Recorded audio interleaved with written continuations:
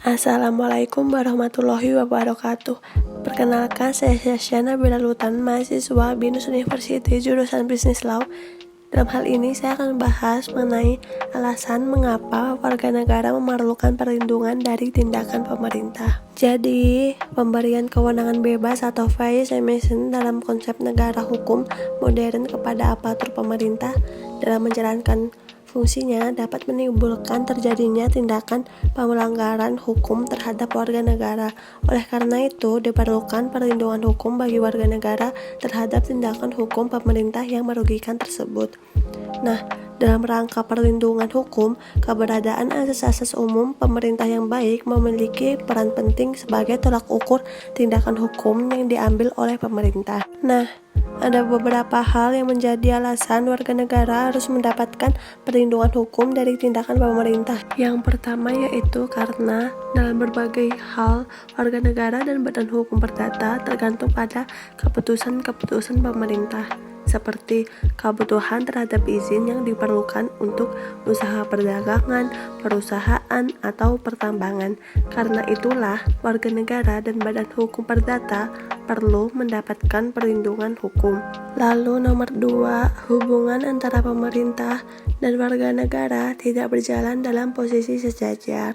Nah, dalam hal ini, pihak yang lemah itu adalah warga negara. Lalu yang terakhir, berbagai perselisihan warga negara dengan pemerintah berkenan dengan keputusan sebagai instrumen pemerintah yang bersifat sepihak dalam menentukan intervensi terhadap kehidupan warga negara. Lalu, perlindungan hukum adalah suatu perlindungan yang diberikan kepada subjek hukum sesuai dengan aturan hukumnya, baik itu yang bersifat preventif maupun bersifat represif, baik itu secara tertulis maupun tidak tertulis dalam rangka menegakkan peraturan hukumnya. Nah, dalam hal ini, pengertian perlindungan hukum preventif itu tuh memberikan rakyat kesempatan untuk mengajukan keberatan atau pendapatnya sebelum sesuatu keputusan pemerintah itu dibentuk secara definitif.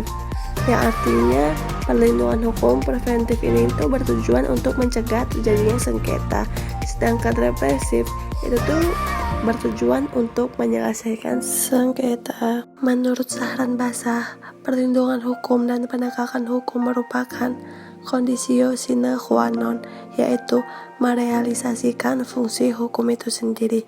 Nah, fungsi hukum itu sendiri tuh sebagai berikut. Yang pertama, fungsi direktif sebagai pengarah dalam pembangunan untuk membentuk masyarakat yang hendak dicapai sesuai dengan tujuan kehidupan bernegara.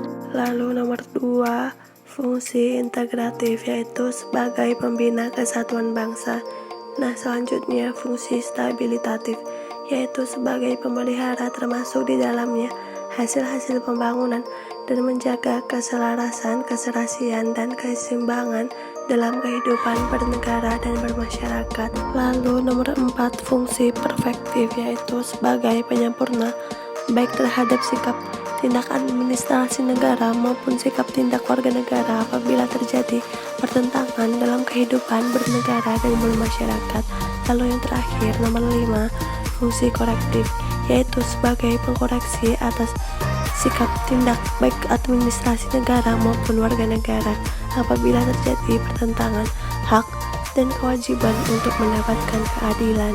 Dalam konteks pelayanan publik, dibentuknya ORI bertujuan untuk mewujudkan negara hukum yang demokratis, adil, dan sejahtera, dan mendorong penyelenggara negara dan pemerintahan yang efektif, efisien, jujur, terbuka, bersih, serta bebas korupsi, kolusi, dan nepotisme.